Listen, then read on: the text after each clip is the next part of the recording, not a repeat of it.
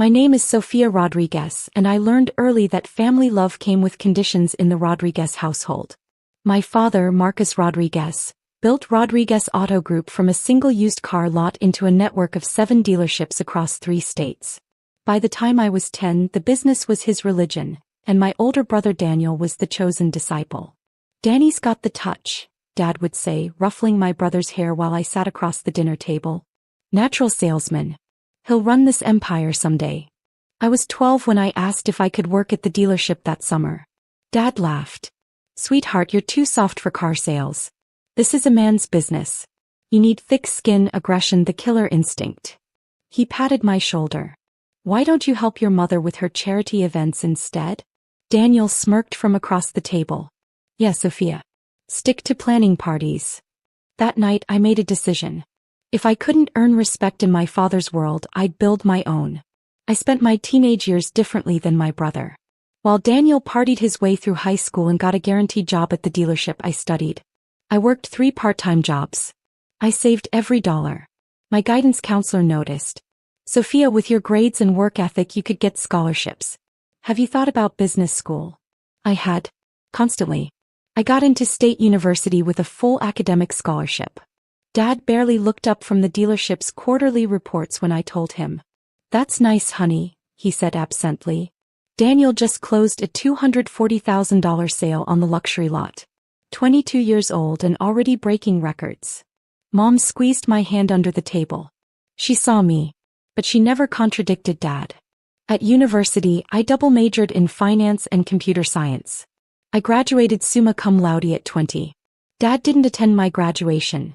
Daniel was being promoted to sales director that same weekend. "Big promotion party," Dad explained over the phone. "You understand? Danny's really making his mark." I understood perfectly. After graduation, I took a junior analyst position at a small investment firm in the city. The pay was modest, $48,000 a year, but the learning opportunities were extraordinary. My boss, Richard Chin, was a quiet genius who'd made his fortune in private equity before semi-retiring to mentor. "You see patterns others miss," Richard told me during my first year. "You have instincts for undervalued assets." I worked 80-hour weeks. I absorbed everything. And I started building my own portfolio with every spare dollar. At 23, I made my first significant investment, $15,000 into a struggling logistics startup. 18 months later, it was acquired for $4.2 million. My stake became $380,000. Richard raised his coffee cup to me. "Welcome to the game, Sophia. Real game." I didn't tell my family. What was the point? They'd already decided who I was. At 25, I left the firm and started my own private equity fund. Richard became my first investor and mentor partner. We focused on undervalued family businesses, companies with solid fundamentals but poor management or cash flow problems. My strategy was simple. Identify businesses with potential, provide capital and strategic guidance, take a silent partnership stake, improve operations, then either hold for cash flow or exit at multiples. By 28, my fund managed $47 million in assets. By 30, we'd crossed $120 million. I lived modestly, rented a nice but not flashy apartment, drove a 7-year-old Toyota, wore clothes from Target. I'd learned that invisibility was protection. Meanwhile, the Rodriguez family narrative solidified. Daniel was the golden child, the heir apparent, the business genius. I was the disappointing daughter who chose a path away from the family legacy. At family gatherings, Dad would introduce us. "This is my son Daniel, VP of Operations at Rodriguez Auto Group. And this is Sophia, she works in, what is it again? Finance something. Private equity," I'd say quietly. Right. Some kind of investment thing." He turned back to whoever he was talking to, already forgetting I'd spoken. Daniel loved reminding everyone of my apparent failures. "Still renting, Sophia? When are you going to buy property?" "I just closed on my 3rd investment property." "Still driving that old Toyota? Embarrassing. I just got the new Mercedes-AMG GT." "Still single? At 32? Career women always sacrifice their personal lives." I'd smile politely. "I'm happy with my choices." What they didn't know, what I'd specifically structured to keep them from knowing, was that 3 years ago Rodriguez Auto Group had faced a serious cash flow crisis. Dad had overextended, opening 2 new luxury dealerships simultaneously while inventory costs skyrocketed and interest rates climbed. The business needed capital injection immediately or they'd face bankruptcy. Daniel had approached every traditional lender. All rejected them. Too leveraged, too risky. Dad was desperate. He put out quiet feelers for private investors. That's when my fund manager, operating under our standard LLC structure, approached them with an offer. $6.1 million in working capital, silent partnership terms, 15% equity stake with strategic oversight rights. Dad never knew the money came from me. The paperwork listed Summit Peak Investment Group LLC, one of our standard investment vehicles. My name appeared nowhere. I sat in on exactly 2 board meetings via video call, camera off, represented as SPG's financial analyst. Dad and Daniel never recognized my voice in the formal business context. The capital saved Rodriguez Auto Group. Within 18 months the dealership stabilized, then thrived. Dad took full credit for the turnaround. Sometimes you just need to weather the storm with confidence, he'd say at family dinners. That's leadership. I'd nod politely and say nothing. The breaking point came at Dad's 65th birthday party. Mom had organized an elaborate celebration at the country club. 180 guests, catered dinner, live band. The whole family was there, plus Dad's business associates, friends, and half the town's elite. I arrived in my Toyota wearing a modest dress from Macy's. Daniel pulled up in his new Mercedes, his wife dripping in jewelry. Still driving that beater? Daniel said as I walked from the parking lot. Dad's birthday party, Sofia. You couldn't rent something decent. My car runs fine, I replied. Inside, the party was already in full swing. Dad held court at the center table, surrounded by admirers. I hugged Mom, congratulated Dad, then found a quiet seat near the back. That's when I noticed the stranger. A tall man in his 50s, professional demeanor, carrying a leather portfolio. He was speaking quietly with Dad and Daniel. My stomach tightened. I recognized the type. Former law enforcement, probably.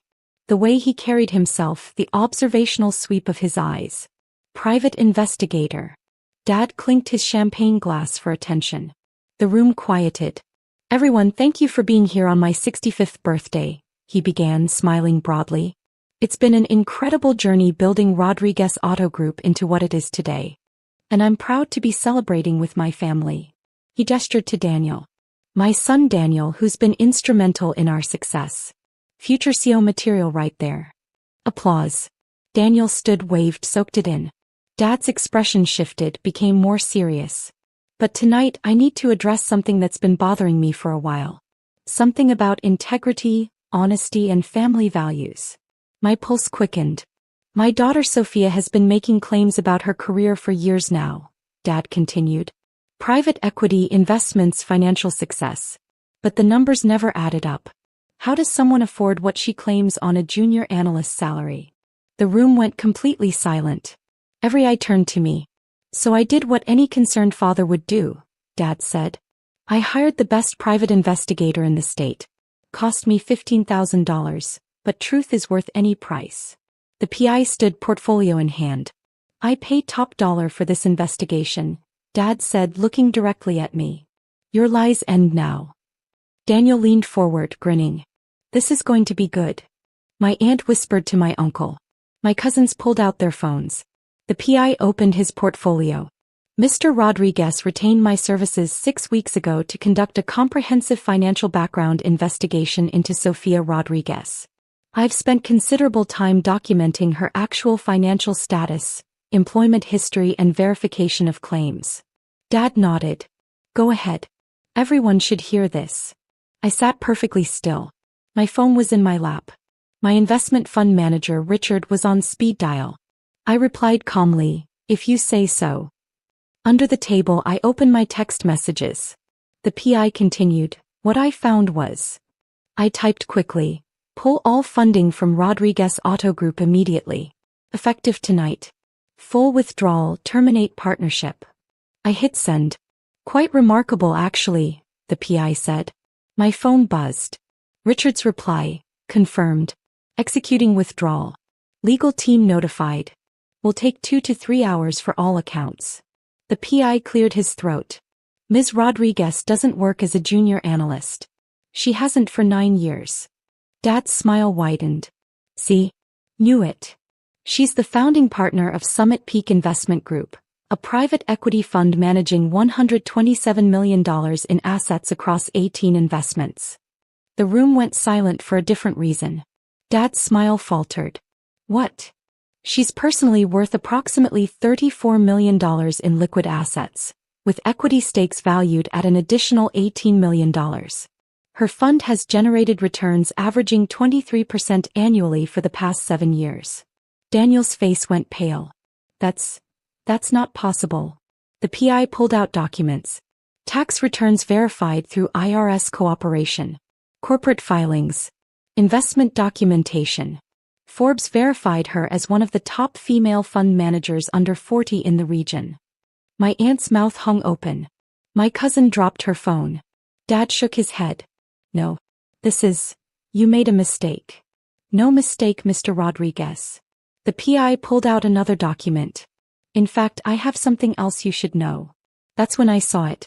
The recognition flickering across the PI's face as he cross-referenced his documents. Summit Peak Investment Group, he said slowly. They're your dealership's primary investor. The $6.1 million capital injection 3 years ago that saved your business from bankruptcy. The room exploded with gasps. Dad stood up. What are you talking about? The PI looked directly at me, then back at Dad. Your daughter owns 15% of Rodriguez Auto Group. She's been your silent partner for 3 years. She saved your business. Daniel's lawyer, sitting 2 tables away, grabbed his phone. It started vibrating, then buzzing continuously. Dad's phone started ringing. Then Daniel's. Then my uncle's, who served on the dealership's board. Within 30 seconds, half the phones in the room were going off. Richard worked fast. Dad's face cycled through confusion, shock, then anger. That's impossible. Summit Peak is. We vetted them. There's no way. Dad's lawyer's phone exploded, with notifications. He stepped away from the table, hand covering his other ear, speaking rapidly. I stood up calmly, smoothing my Macy's dress. Sofia, Mom whispered. Is this true? Every word, I replied quietly. Dad pointed at me, hand shaking. You've been lying to us for years. Pretending to be. I never pretended anything, I interrupted, my voice steady. I told you exactly what I do. Private equity. Investments. You chose not to listen. You let us think you were struggling. Daniel shouted. Living in that shitty apartment, driving that piece of junk car. I live below my means. It's called financial intelligence. I picked up my purse. Something you might want to learn about, considering your third investment property is actually over-leveraged at 95% debt to equity. Daniel's face went crimson. Dad's lawyer pushed through the crowd. Mr. Rodriguez, we need to talk. Privately. Now. Not now. Dad snapped. My daughter has been. Sir, Summit Peak just initiated complete withdrawal of all capital. $6.1 million, plus accrued returns. They're exercising the immediate withdrawal clause. The lawyer's voice dropped. They're also calling their equity stake. We have 72 hours to buy them out at current valuation, or they can force a sale. The color drained from Dad's face. Current valuation? He whispered. Based on the improved business performance since their investment, their 15% stake is worth approximately $11.2 million. We have 72 hours to pay, or they liquidate assets to recover. Daniel grabbed his phone. This is insane. You can't just. Actually, I said calmly, the partnership agreement you signed specifically allows for immediate withdrawal under breach of good faith conditions. Hiring a PI to investigate your silent partner qualifies. Dad stared at me like he'd never seen me before. You'd destroy the family business? You destroyed our family relationship years ago, I replied. The business is just business. And frankly, Rodriguez Auto Group was never a great investment. Operational inefficiencies, poor inventory management, legacy cost structures. I kept my stake because it was family. I emphasized the last word. Was, Mom said softly. I looked at her. You knew, didn't you? She nodded slightly. I saw the tax documents you left on the desk once years ago. I never said anything because... She glanced at Dad. Because I knew he wouldn't believe it. Sofia, wait. Dad's voice cracked. We can talk about this. Figure something out. You had 32 years to talk to me, Dad. To see me. To value me as something other than the disappointing daughter who didn't want to sell cars. I never said. You never had to. I looked around the room at the shocked faces. You all made it very clear where I stood in this family. Daniel found his voice. So what, you're just going to pull all the money and bankrupt Dad's business? Not bankrupt. Rodriguez Auto Group will have 72 hours to secure alternative financing or buy out Summit Peak's equity position. Given your credit situation and current leverage, that'll be challenging but not impossible. Dad's lawyer was already making calls, pacing frantically. Why? Dad asked quietly. Why would you do this? You hired a private investigator to humiliate me at your birthday party, I said. You were so convinced I was a fraud you spent $15,000 to prove it in front of everyone we know. You wanted to publicly shame your own daughter. The words hung in the air. I was trying to help you, he said weakly. I thought you were in trouble. Living beyond your means may be fraud or something illegal. You thought that, I said, because you never knew me at all. I looked at the PI. Send your full report to my attorney. I'm sure we'll need it for documentation. He nodded professionally. Already done, Ms. Rodriguez. I turned to leave. Sofia. Daniel blocked my path. You can't just walk out. We're family. Family. I looked him up and down. When was the last time you asked about my life, Daniel? My actual life, not what you assumed it was. He had no answer. That's what I thought. I stepped around him. Mom caught my arm. Sofia, please. Don't leave like this. I'm not leaving like anything, Mom. I'm leaving because staying means accepting how they treat me. And I'm done accepting that. Her eyes filled with tears, but she released my arm. I walked through the silent country club, past 180 shocked guests, and out to my 7-year-old Toyota. Behind me, I could hear Dad's lawyer explaining the 72-hour countdown. I could hear Daniel shouting. I could hear the chaos beginning. I got in my car and drove away from my father's birthday party for the last time. The next 72 hours were spectacular. Monday morning, Rodriguez Auto Group's legal team contacted my attorneys. They wanted to negotiate. Mr. Rodriguez is requesting a meeting, my lawyer informed me. He's asking for an extension on the buyout timeline and wants to discuss terms. What are our contractual obligations? I asked. None. The agreement is clear. 72 hours for buyout at market valuation, or we liquidate assets to recover our position. Then we proceed as contracted. Dad called 18 times that first day. I didn't answer. Daniel sent a barrage of texts. You're destroying the family business out of spite. Dad's having chest pains because of you. Mom's crying constantly. This is insane over a birthday party joke. I replied once. It wasn't a joke. It was a public humiliation attempt that backfired. Actions have consequences. By Tuesday, the story had spread through our entire social circle. The country club was apparently buzzing with it. My cousin Maria, who I'd always gotten along with, texted, "Is it true? Are you really worth $34 million? Something like that, I replied. And you saved Dad's business 3 years ago? Yes. Holy shit, Sofia. I'm sorry we never. I'm sorry. Thank you. My uncle, who served on the dealership's board, called. Sofia, this is Uncle Pete. I'm calling as a board member, not family. We're trying to secure emergency financing, but the timeline is extremely tight. Is there any way to extend? No extensions, Uncle Pete. The contract is clear. Your father's pride destroyed decades of work. You understand that. My father's pride destroyed our relationship years ago. This is just the financial manifestation. Silence. Then, I can't argue with that. You were always the smartest one in the family. We just never noticed. Wednesday morning, Dad's lawyer called my lawyer. They'd found financing, barely. A consortium of 3 lenders willing to provide capital at predatory rates. 12% interest, personal guarantees from both Dad and Daniel, liens on multiple properties. They're asking if you'll accept $11.2 million for your equity stake. my lawyer said. I did the math. I'd invested $6.1 million 3 years ago. With returns and equity appreciation, I was getting $11.2 million back. 83% return over 3 years. Accept, I said. But I want every document signed and funds transferred within the 72-hour window. Not 1 minute passed. Understood. Wednesday at 4:47 p.m., 13 minutes before the deadline, $11.2 million hit my fund's operating account. I own 0% of Rodriguez Auto Group. I was completely free. 2 weeks later, I was having coffee with Richard when my phone rang. I hesitated, then answered. Hi, Mom. Sofia. Her voice was quiet. I'm not calling to ask you to change anything.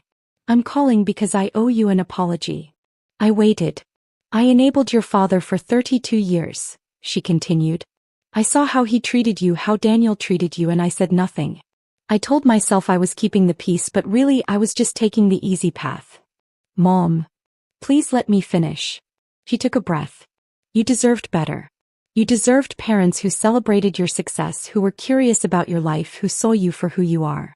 I'm sorry we didn't give you that. My eyes stung. Thank you. Your father is struggling. The new loan terms are crushing. Daniel's learning that running a business is harder than he thought. But that's not your problem to solve. No, it's not. I'm proud of you, Sofia. I should have said that years ago. I know you're still married to Dad, I said carefully. I'm not asking you to choose.